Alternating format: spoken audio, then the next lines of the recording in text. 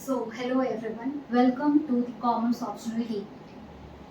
आज हम commerce optional के पेपर 2 से स्टार्ट करने वाले हैं। पेपर 2 ही क्यों सबसे पहले मैंने स्टार्ट किया, वो इसी वजह से क्योंकि जितने भी बच्चे कॉमर्स ऑप्शनल को चूज़ करते हैं वो कॉमर्स ऑप्शनल के बैकग्राउंड से होते हैं, लेकिन ये जो पेपर 2 है वो पूरा का पूरा थियोरेटिकल सब्जेक्ट है और थियोरेटिकल सब्जेक्ट को क्रैम करना कॉमर्स ऑप्शनल स्टूडेंट के लिए काफ़ी ज़्यादा प्रॉब्लमेटिक जो है वो हो जाता है, क्योंकि we are mostly use to the practical subjects like the financial accounting और द इनकम टैक्स। हमें ये थ्योरीज वगैरह करने में बहुत ही इंटरेस्ट जो है कम आता है और इसी की वजह से रीज़न है कि पेपर 2 में बच्चों के मार्क्स जो हैं वो 150 प्लस नहीं पहुंच पाते। तो क्यों ना इस पर्टिकुलर पेपर 2 को एक इंटरेस्टिंग वे से पढ़ा जाए, ताकि हम हर एक थ्योरीज को सिर्फ और सिर्फ क्रैम करने की बजाय उसको अंडरस्टैंड करके क्वेश्चन आंसर्स में लिंक करके अच्छे से जो है वो लिख पाए। तो आज हम स्टार्ट करने वाले हैं ऑर्गेनाइजेशन थ्योरी से। ऑर्गेनाइजेशन थ्योरी एक इम्पॉर्टेंट सब्जेक्ट क्यों है, क्योंकि सबसे पहली बात तो है कि इसकी वेटेज जो है वो काफ़ी ज़्यादा जो है वो क्वेश्चंस में रहती है। यही नहीं, इसके जितने भी कंसेप्ट होंगे वो आगे जाके हमें, चाहे ऑर्गेनाइजेशन बिहेवियर हो, HRM हो या फिर इंडस्ट्रियल रिलेशन हो, उन सभी में हमें इजीली जो है वो कनेक्ट करके हमें लिखना होगा। तो दैट्स वाई ऑर्गेनाइजेशन थ्योरी जो है वो हमारा काफ़ी ज़्यादा इंपॉर्टेंट हो जाता है। और आज का हमारा पहला टॉपिक जो है वो रहेगा that is the nature and the concept of organization. इसकी अगर हम बात करें तो काफ़ी ज़्यादा नेग्लेक्टेड टॉपिक है, क्योंकि हमें क्या लगता है कि ऑर्गेनाइजेशन का नेचर क्या है कि कुछ लोग आएंगे, आपस में काम करेंगे और ऑर्गेनाइजेशन जो है वो बन जाएगी। तो ऑर्गेनाइजेशन जो है वो सिर्फ और सिर्फ यहीं तक लिमिटेड नहीं है। इवन यूपीएससी भी हमें टेस्ट करता है कि ऑर्गेनाइजेशन को आप कितने डिफरेंट व्यूज से जो है वो आप देख सकते हैं। तो अगर हम इस पर्टिकुलर चैप्टर के पीवाई क्यू की बात करें तो लास्ट 4 टाइम्स जो है वो इस पर्टिकुलर चैप्टर से क्वेश्चंस जो है वो पूछे जा चुके हैं। सबसे पहले अगर हम देखें 1995 के अंदर फीचर्स ऑफ ऑर्गेनाइजेशन जो है वो पूछे। 1996 के अंदर ऑर्गेनाइजेशन की सिग्निफिकेंस पूछी गई, यानी कि इम्पोर्टेंस, क्यों ऑर्गेनाइजेशन जो है वो इम्पोर्टेंट है। 2014 के अंदर फिर से फीचर्स पूछे और इन तीनों क्वेश्चंस के बाद डायरेक्टली 10 ईयर्स बाद वापस से ये चैप्टर जो वो मैटर किया, that is the definition and the perspective of the organization, जिसके अंदर ऑर्गेनाइजेशन की सिर्फ और सिर्फ डेफिनेशन ही नहीं, उसको हमें डिफरेंट व्यू से बताना था कि कितने थिंकर्स जो हैं, डिफरेंट थिंकर्स जो हैं वो उस ऑर्गेनाइजेशन को कैसे समझते हैं। तो इसके अंदर हमारा इम्पॉर्टेंट हो जाता है कि व्हीलर का पॉइंट ऑफ व्यू क्या है। इसके अलावा हमारे जो बार्नार्ड है उनका व्यू क्या है, या फिर नूब्स और डोनाल्ड है उनका व्यू क्या है। तो this is why this chapter matters. और इसके अलावा यही नहीं, हमसे ये भी पूछा गया कि इंडियन ऑर्गेनाइजेशन और एक वेस्टर्न ऑर्गेनाइजेशन के बीच में क्या डिफरेंस जो है वो एग्जिस्ट करता है। तो that's why this chapter matters, और इसकी वजह से हमारा पूरा का पूरा बेस जो है वो बन जाएगा। अब हम चालू करते हैं कि एक ऑर्गेनाइजेशन जो है वो क्या होती है और कैसे वो काम करती है। तो उससे पहले मैं आपसे एक क्वेश्चन पूछना चाहूँगी कि जब ये चंद्रयान लॉन्च हुआ था तो क्या वो चंद्रयान सिर्फ और सिर्फ एक पर्सन के द्वारा लॉन्च किया गया? तो आंसर इज नो, क्योंकि चंद्रयान जो है वो काफ़ी सारे लोगों के कंट्रीब्यूशन से, एक्सपर्टीज से लॉन्च किया गया था और तब जाके वो कॉमन गोल जो है वो हमारा इसरो का अचीव है। तो यानी कि इसरो भी एक ऑर्गेनाइजेशन है, जिस ऑर्गेनाइजेशन के अंदर सभी साइंटिस्ट मिलके एक ऑर्गेनाइजेशन बना रहे हैं। और उस ऑर्गेनाइजेशन के अंदर वो साइंटिस्ट क्यों मिले हैं? क्योंकि उनका एक कॉमन गोल है कि हमें साइंटिफिक एक्सपर्टीज को जो है वो हमें आगे की टेक्नोलॉजीज के अंदर जो है वो यूज़ करना है और हम बेटर स्पेस मिशन जो है वो कर सकें। तो इसी कॉमन गोल को अचीव करने के लिए इसरो जो है वो ऑर्गेनाइजेशन बनाई है। तो ऑर्गेनाइजेशन क्या है? ये एक ग्रुप ऑफ पीपल है।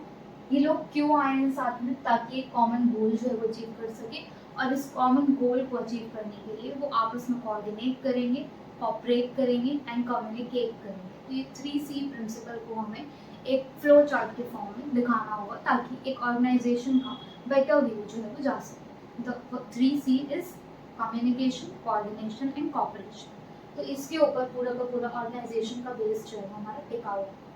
इसके अलावा हम एक फ्लो चार्ट और शो कर सकते हैं अपने आंसर में, कि इसके अंदर ये लोगों का ग्रुप है, उन लोगों का एक कॉमन गोल जो है वो एग्जिस्ट करता है। उस कॉमन गोल को अचीव करने के लिए वो आपस में कोऑर्डिनेट करते हैं और कौन क्या काम करेगा उसके लिए एक पर्सन के पास अथॉरिटी होती है कि वो ऑर्डर्स जो है वो देता है या फिर स्पेसिफाई करता है कि आपको ये काम जो है करना होगा, और तब बनती है हमारी ऑर्गेनाइजेशन। अब ऑर्गेनाइजेशन को और बेटर दिखाने के लिए, अपने आंसर को और ज़्यादा स्पाइसी बनाने के लिए हम कुछ डिफरेंट एरेनास से एग्जांपल्स जो है वो ऐड करेंगे, नॉट जस्ट रिलायंस। एक कैन बी एन इसरो जो कि स्पेस मिशन को अचीव करने के लिए काम कर रहा है, एक कैन बी एन हॉस्पिटल जो कि हेल्थ केयर सर्विसेज प्रोवाइड कर रहा है, टाटा भी हो सकता है जिसके द्वारा डिफरेंट प्रोडक्ट्स जो है वो डिलीवर किए जा रहे हैं, दिल्ली मेट्रो हमारी मूवमेंट सर्विसेज जो है वो प्रोवाइड कर रहे हैं, एनजीओ सोशल चेंज के लिए काम कर रहे हैं, गवर्नमेंट डिपार्टमेंट सिटीजन्स को सर्व करने के लिए काम कर रहे हैं। तो ये सभी एग्जाम्पल्स जो है वो हमारे ऑर्गेनाइजेशन के एग्जाम्पल है, और इन सभी ऑर्गेनाइजेशन के अंदर एक कॉमन एलिमेंट जो है वो एग्जिस्ट करता है, and that common element is common goal among the group of person who are working in that organization. तभी वो लोग सभी साथ में आए हैं ताकि उस वो कॉमन गोल को जो है वो अचीव कर सकें। That is how an organization is born out of the group of the people who have the common purpose, which harmonize their efforts to form the organization. Then next आता है हमारा कि एक ऑर्गेनाइजेशन जो है वो हम 3 व्यूज से जो है वो पढ़ते हैं। क्या है? एक पर्टिकुलरली चेस्टर बार्नार्ड के द्वारा ये बताया गया कि ऑर्गेनाइजेशन जो है वो एक सिस्टम है। कैसा सिस्टम है? सिस्टम क्या होता है? तो सबसे पहले अगर हम इसको लेमन लैंग्वेजेस के अंदर देखें तो एक सिस्टम क्या है? मान लो एक कंप्यूटर सिस्टम है। उस कंप्यूटर सिस्टम के अंदर अगर आपको प्रिंट निकालना है तो सबसे पहले आपको कमांड जो है वो देनी पड़ेगी, यानी कि आप उसके अंदर कुछ एंटर करोगे, इनपुट प्रोवाइड करोगे उसको कि मुझे ये पर्टिकुलरली प्रिंट जो है वो चाहिए, तो दैट इज अ इनपुट। उस इनपुट को ट्रांसफॉर्म किया जाएगा आउटपुट के अंदर, कैसे? प्रिंटर के थ्रू। तो that is how N system is born in the printer itself, जिसके द्वारा इनपुट जो है वो हमारा आउटपुट के अंदर ट्रांसफॉर्म हो।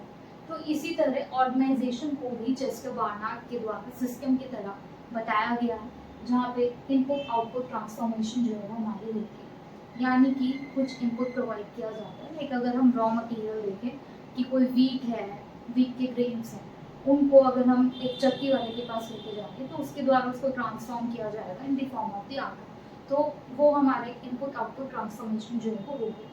तो इसके अंदर, इस पर्टिकुलर ट्रांसफॉर्मेशन फ्रेमवर्क के अंदर हमें किसकी ज़रूरत पड़ेगी? हमें लोगों की ज़रूरत पड़ेगी, ताकि वो सभी लोग जो है वो काम कर सकें उस पर्टिकुलरली इनपुट आउटपुट के ट्रांसफॉर्मेशन के लिए। उनका एक कॉमन गोल होगा, दैट इज़ द प्रॉफिट, जिसको उन्हें अचीव करने के लिए इनपुट आउटपुट ट्रांसफॉर्मेशन जो है वो करना होगा। तो that is how an organization is born as a system as per the Chester Barnard. उनके द्वारा ये बताया गया कि ऑर्गेनाइजेशन जो है वो एक सिस्टम की तरह काम करती है। दूसरे आते हैं हमारे लीडर। उनके द्वारा बताया गया कि एक ऑर्गेनाइजेशन जो है वो एक स्ट्रक्चर है। स्ट्रक्चर किस चीज़ का है? लाइक अगर हम देखें, लेवल्स ऑफ हायरार्की होती है, एक lower level, middle level and high level. उन सभी के अंदर कुछ कुछ लोग जो है वो डिवाइडेड होते हैं, उनकी रिस्पॉन्सिबिलिटीज डिवाइडेड होते हैं, रोल्स डिवाइडेड होते हैं कि कौन कितना काम करेगा बेस्ड ऑन देयर एक्सपर्टीज। तो ये पर्टिकुलरली स्ट्रक्चर भी इसीलिए प्रोवाइड किया गया है ताकि ऑर्गेनाइजेशन का कॉमन गोल जो है वो अचीव हो सके। तो इसी वजह से ऑर्गेनाइजेशन जो है वो लीडर के द्वारा स्ट्रक्चर है। उनके द्वारा ये बताया गया कि इस पर्टिकुलरली लेवल ऑफ हायरार्की को या फिर रोल्स एंड रिस्पॉन्सिबिलिटी डिस्ट्रीब्यूशन को हम एक ऑर्गेनाइजेशन जो है वो बताते हैं, और इस particularly distribution of roles and responsibilities की वजह से ही ऑर्गेनाइजेशन के गोल्स को जो है वो अचीव किया जा सकता है, and that is how an organization is born as a structure as per the leader. Then next आता है दैट इज द प्रोसेस।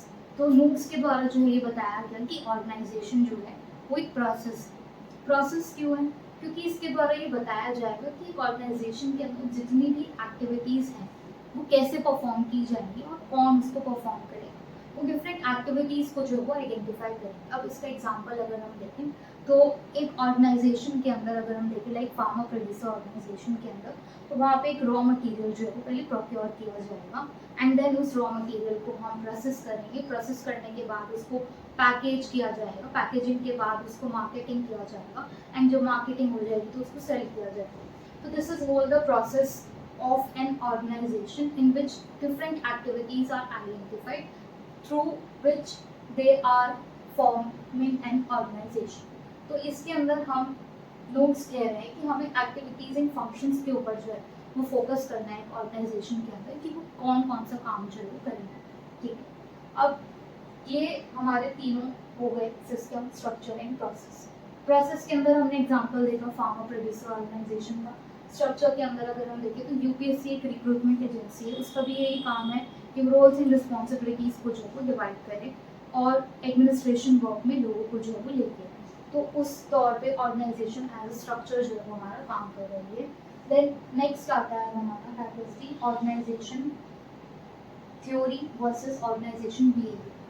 अब ऑर्गेनाइजेशन थ्योरी और ऑर्गेनाइजेशन बिहेवियर के अंदर अगर हम डिफरेंस देखें कि ये दो सब्जेक्ट्स अलग अलग क्यों बनाए गए हैं। ऑर्गेनाइजेशन थ्योरी अगर हम देखें तो उसके अंदर हम पूरी की पूरी ऑर्गेनाइजेशन को जो है मैनेज करेंगे, उसका स्ट्रक्चर कैसा होगा, लोग आपस में कोऑर्डिनेट कैसे करेंगे, इसके अलावा उसमें अथॉरिटी किसके पास होगी, ये सभी चीज़ें जो है वो हम ऑर्गेनाइजेशन थ्योरी के द्वारा जो है वो हमें प्रिस्क्राइब किया गया है कि साइंटिफिक मैनेजमेंट होनी है या फिर ब्यूरोक्रेटिक मैनेजमेंट होनी है based on the demands of that organization. तो ये सभी चीज़ें जो है वो ऑर्गेनाइजेशन थ्योरी के द्वारा जो है वो हमारे शोकेस किया जाएगा, जिसके अंदर हम पूरी की पूरी ऑर्गेनाइजेशन के साथ जो है वो डील करेंगे कि एग्जैक्टली हमें ऑर्गेनाइजेशन को कैसे स्ट्रक्चर करना है और आपस में लोग जो है वो कैसे कोऑर्डिनेट करेंगे।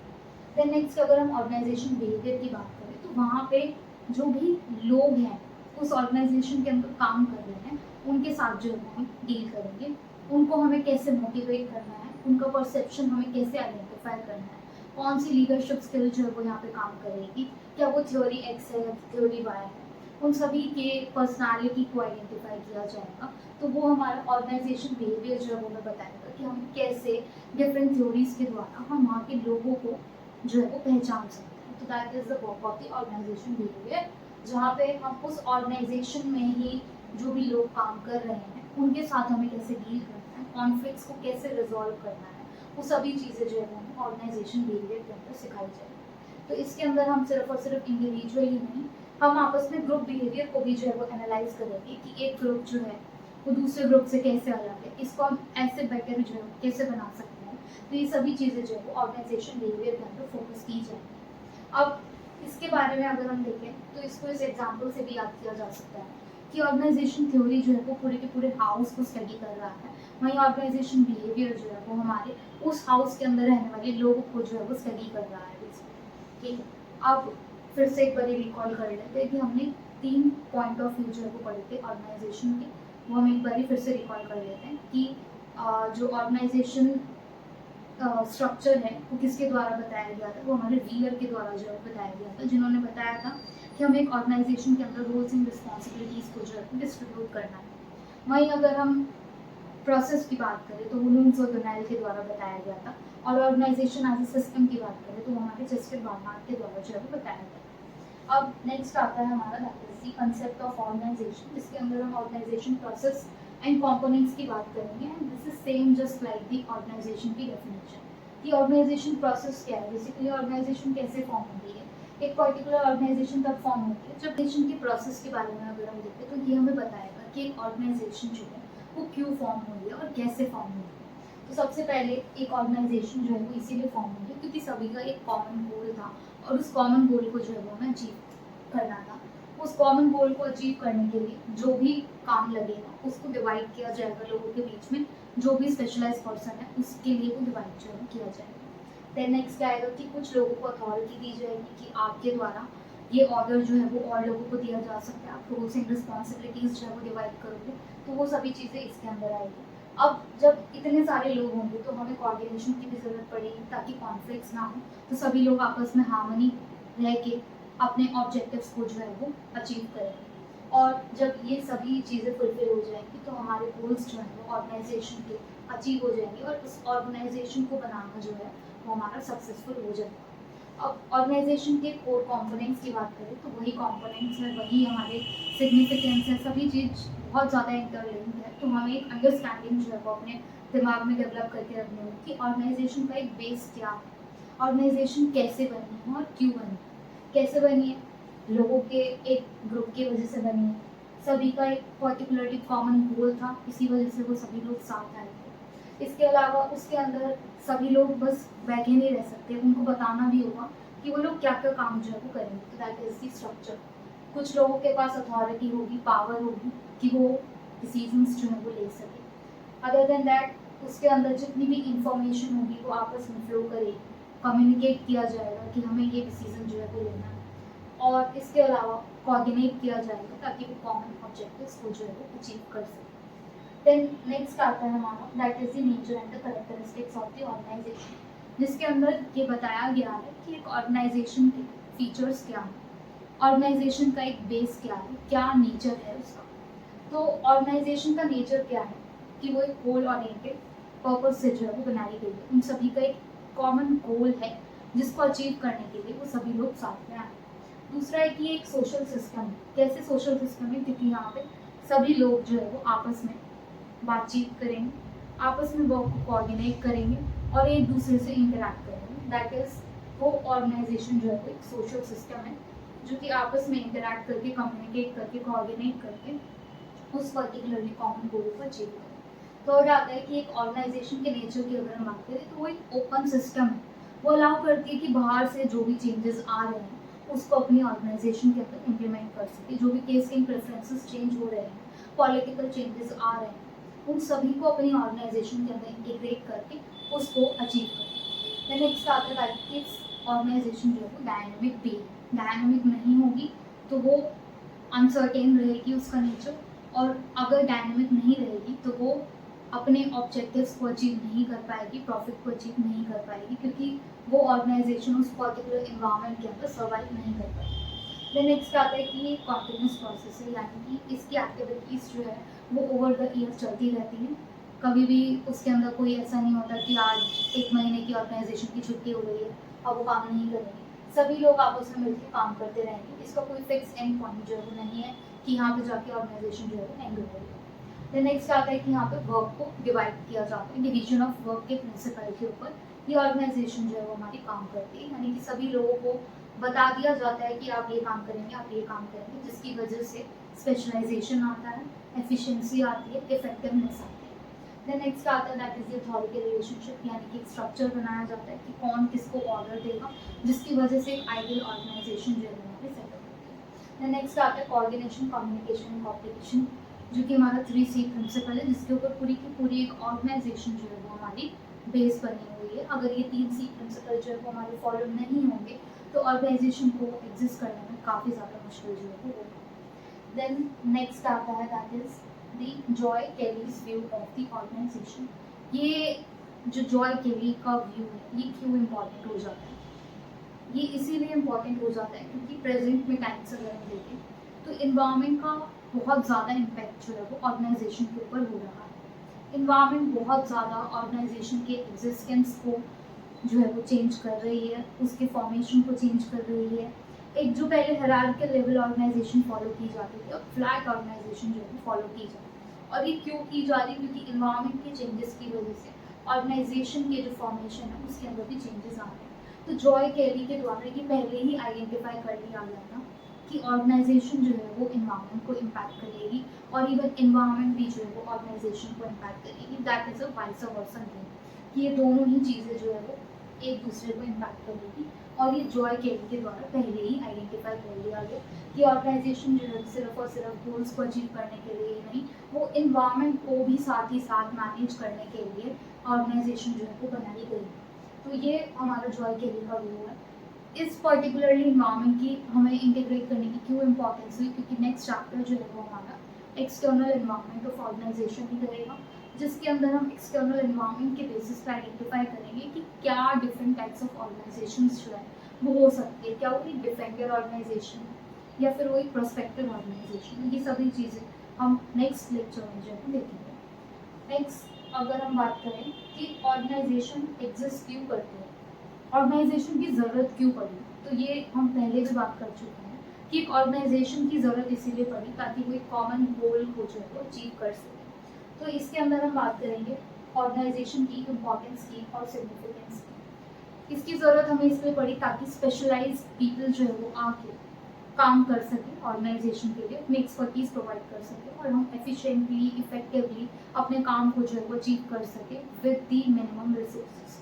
तो इसके इम्पोर्टेंस यही है कि इसके द्वारा रिसोर्स यूटिलाइजेशन जो है वो हमारा ऑप्टिमम रहेगा, हम मिनिमम रिसोर्सेज के साथ मैक्सिमम आउटपुट जो है प्रोड्यूस कर पाएंगे। यही नहीं, यहाँ पे बेस्ट पॉसिबल वे में अपना काम जो है किया जाएगा, आइडेंटिफाई किया जाएगा कि कौन सा मेथड जो है वो कम टाइम में हमारे काम को अचीव कर सके। और इसके अलावा ऑर्गेनाइजेशन के द्वारा जितने भी लोग होंगे, जो भी एम्प्लॉयज़ होंगे, उनके बीच में कोऑर्डिनेशन अचीव किया जाएगा ताकि वो इस कॉमन गोल के लिए काम कर सके। इस ऑर्गेनाइजेशन के बदले हमें एक ग्रोथ का भी मौका जो है वो मिलेगा, क्योंकि जब सभी लोग एक पर्टिकुलर डायरेक्शन के अंदर काम करेंगे तो हमारा उस पर्टिकुलर गोल को अचीव करना भी उतना ही ज़्यादा ईजी जो है वो हो जाएगा। लाइक अगर हम $5 ट्रिलियन इकॉनमी की बात करें कि हमें अचीव करना है, तो उसके लिए बहुत सारी कंपनीज जो है वो काम कर रही हैं हमारी इंडिया के अंदर, तो उसकी वजह से हमें ग्रोथ को अचीव करना जो है वो ईजी हो जाएगा। तो नेक्स्ट आता है कि इसकी वजह से ऑर्गेनाइजेशन अगर फॉर्म होएगी तो हम एक स्टैंडर्ड टाइप ऑफ प्रोडक्ट जो है वो बना पाएंगे। लाइक अगर हम अर्लियर टाइम्स में देखें कि एंशिएंट टाइम्स में तो पहले ऑर्गेनाइजेशन एग्जिस्ट नहीं करती थी, सबसिस्टेंस फार्मिंग जो है वो की जाती थी और उसकी वजह से एक पर्टिकुलरली गुड्स जो है वो सिर्फ और सिर्फ अपनी कंजम्पशन के लिए प्रोवाइड किए जाते थे। तो उसको ब्रेक करने के लिए ऑर्गेनाइजेशंस का जन्म हुआ, ताकि जितने भी गुड्स हैं वो स्टैंडर्ड क्वालिटी के बनाए जा सकें और एक डिसिप्लिन भी जो है मेंटेन किया जाता है कि कौन कितना काम करेगा, सभी चीज़ें जो है वो डिवाइडेड रहेंगी। द नेक्स्ट आता है दैट इज अकाउंटेबिलिटी। ऑर्गेनाइजेशन के एग्जिस्ट होने की वजह से वो पर्सन भी जो है वो अकाउंटेबल रहेगा, आंसरेबल रहेगा कि उस पर्टिकुलर रिजल्ट चाहे वो पॉजिटिव हो चाहे वो नेगेटिव हो, उसको वो अपनाएगा और कहेगा कि हाँ ये मेरी वजह से जो है वो हुआ। तो वो तभी हो पाएगा जब एक ऑर्गेनाइजेशन जो है वो एग्जिस्ट करेगी। तो this is the significance of an organization कि उसका होना क्यों ज़रूरी है, ताकि हम अकाउंटेबिलिटी मेंटेन कर सके, कंट्रोल ग्रोथ कर सके, रिसोर्स को यूटिलाइज कर सके ऑप्टिममली और एफिशिएंसी ला सके, आपस में कोऑर्डिनेट कर सके। यही हमारी सारी जो है वो ऑर्गेनाइजेशन के एग्जिस्ट होने की इम्पोर्टेंस है। देन नेक्स्ट आता है कि जो हमारे हेनरी फ्योर्ड थे, उनके द्वारा आइडेंटिफाई किया गया कि एक ऑर्गेनाइजेशन अगर है तो वो आइडियल कब मानी जाएगी। तो फ्योल के द्वारा ये कहा गया कि अगर एक ऑर्गेनाइजेशन जो है वो कुछ प्रिंसिपल्स को फॉलो करती होगी तो माना जाएगा कि वो ऑर्गेनाइजेशन जो है वो आइडियली वर्क कर रही है।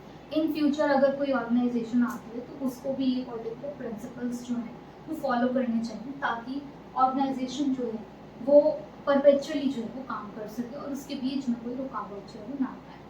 तो इसके क्या ऐसे प्रिंसिपल्स हैं? सबसे पहला प्रिंसिपल है डिवीजन ऑफ वर्क का।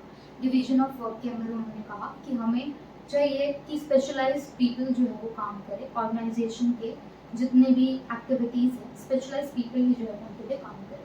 Then next that is the unity of command. Unity of command का मतलब है कि अगर मैं एज ए एम्प्लॉय काम कर रही हूँ तो मेरे ऊपर जो भी बॉस होंगे वो 2 से 3 बॉस नहीं, एक ही बॉस होने चाहिए कि वो मुझे कमांड करे और मैं उनके लिए काम करूँ। अगर 2-3 बॉस होंगे तो मैं भी कंफ्यूज हो जाऊँगी कि किसके लिए मुझे काम जो है वो करना चाहिए। तो यूनिटी ऑफ कमांड जो है वो होनी चाहिए। देन नेक्स्ट आता है authority and responsibility. Authority and responsibility की बात करें तो एक पर्सन के पास अथॉरिटी होनी चाहिए, पावर होनी चाहिए कि वो ऑर्डर दे सके और साथ ही साथ वो रिस्पॉन्सिबल भी होना चाहिए, उसका मिसमैच नहीं होना चाहिए। अगर वो मिसमैच होएगा तो वो कॉन्फ्लिक्ट जो है वो लेके आएगा। देन नेक्स्ट आता है that is scalar chain. Scalar chain principle क्या कहता है कि हमारा कम्युनिकेशन जो है वो पूरे पर्टिकुलरली ट्रायंगल के रूप में जो है वो फ्लो करना चाहिए। उसके अंदर आप एक गैंग प्लान जो है फॉलो कर सकते हो। अगर आपके कोई बहुत ही इंपॉर्टेंट काम आ गया है तो इनफॉर्मल कम्युनिकेशन के लिए आप गैंग प्लान को फॉलो कर सकते हो। देन नेक्स्ट प्रिंसिपल आता है कोऑर्डिनेशन, कि जितनी भी एक्टिविटीज़ हो रही है उस पर्टिकुलर कॉमन गोल को अचीव करने के लिए वो आपस में कोऑर्डिनेटेड होनी चाहिए, वो अलग अलग साइलोज में वर्क नहीं करनी चाहिए। देन नेक्स्ट आता है that is the delegation of the authority. तो अगर सभी चीज़ें सीईओ ही लेके अपने पास बैठ जाएगा तो कोई भी जो भी एम्प्लॉयज़ होंगे वो अपना समझ के उसको काम जो है वो नहीं कर पाएंगे। देन नेक्स्ट आता है सिंपलिसिटी, कि ऑर्गेनाइजेशन का जो फ्रेमवर्क है वो सिंपल होना चाहिए ताकि उसके अंदर करने जो भी लोग आएंगे वो इजीली जो है उसको अडैप्ट कर सकें। देन नेक्स्ट आता है that is the flexibility. Flexibility क्या है कि ऑर्गेनाइजेशन जो है बाहर जो भी चेंजेस आ रहे हैं एनवायरनमेंट के अंदर उसको ईजिली जो है वो अडैप्ट कर सके, उस अनसर्टेनिटी को ईजिली अडैप्ट कर सके। इसी वजह से ऑर्गेनाइजेशन का फ्लेक्सिबल होना बहुत इंपॉर्टेंट है। देन ये सारे पॉइंट्स जो है वो ऑर्गेनाइजेशन के अंदर एज अ फ्लो चार्ट के अंदर हम दिखा सकते हैं that these are the ideal principles of an organization as given by the Henry Fayol.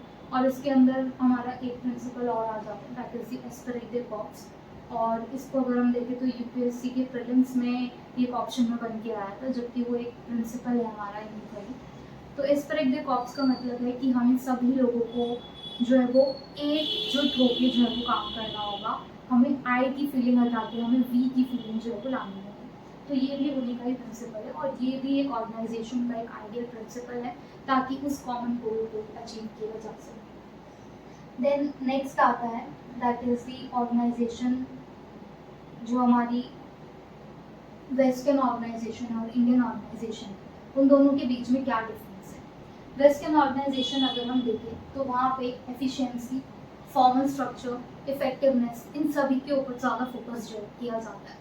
और वहाँ पे जितने भी लोग एम्प्लॉयज़ काम करेंगे वो अपने अपने इंडिविजुअली नीड्स को ज़्यादा मायने रख के वहाँ पे काम जो है किया जाता है।